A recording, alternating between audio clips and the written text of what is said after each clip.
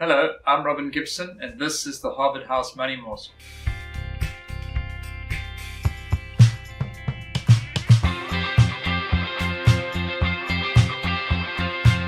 Welcome back. Thank you for joining us again.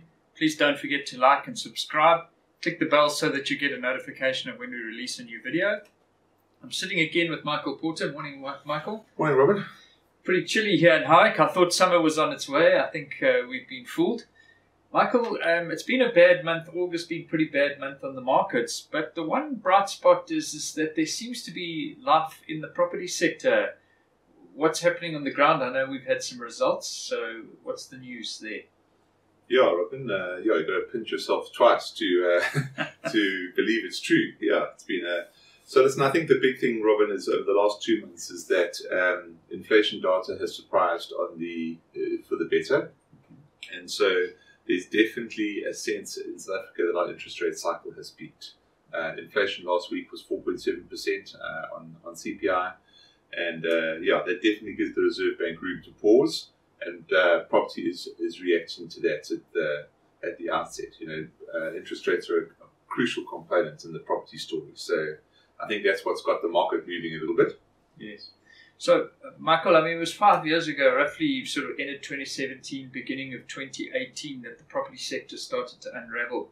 And it really was sparked by Steinhoff, and then there were concerns into the resilient group, and then the funding in the property sector was a big concern. But what has really happened in the property space over the last 5 years that makes it something that we still have confidence to invest in?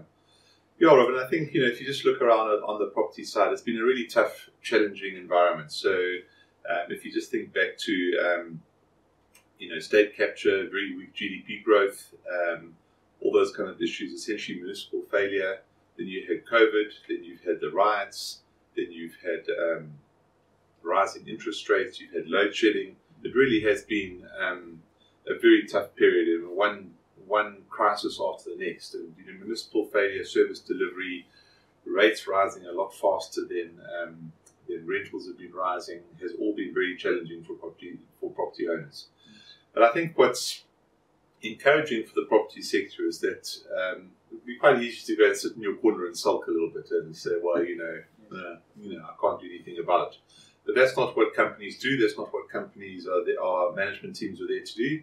They're there to get out there and make a plan and to sort out the problems. So what has been in their control, I think vacancies are starting to come down, and even office vacancies are starting to come down across the country, which is encouraging.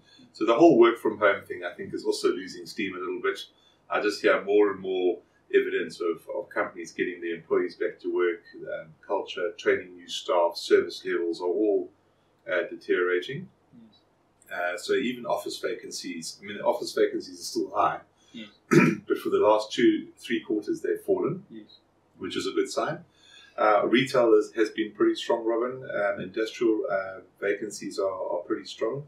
And then, in terms of companies on their own, they've improved their LTVs. It's really, really hard for property companies to raise money in this environment, because when you trade at a big discount to NAV, it's really hard to issue shares because it's dilutory to existing shareholders.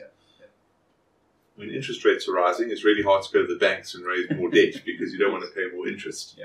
So it's really hard to raise money, but through various combinations, issuing shares instead of dividends, companies have improved their balance sheets, they've sold off buildings, they've tightened up their portfolios, LTVs generally have come down quite a lot, companies aren't under pressure, and there's actually lots of opportunities. So companies generally are turning from being defensive and trying to just cope with all the problems that the market's thrown at them to, we're seeing opportunity, we're growing, we're looking for opportunities. So I think there's not a mind shift change, but I think there's a positivity in the sector that we haven't seen for quite a long time. But interest rates is the big one, Robin.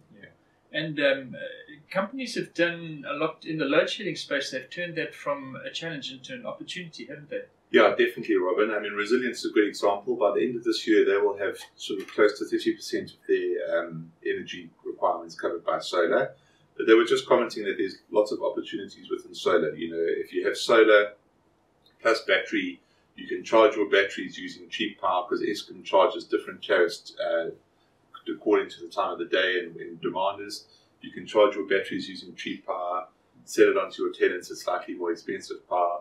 But just to keep your centres trading and have footfall coming in and to make your destination the centre of choice is worthwhile. So yeah, I think companies have really got on top of load shedding. It's not to say that load shedding is easy, but again, I think property is going to be one of the beneficiaries of an improved load shedding outlook in 2024, 2025, if our synopsis and insight was correct. Yes, yeah.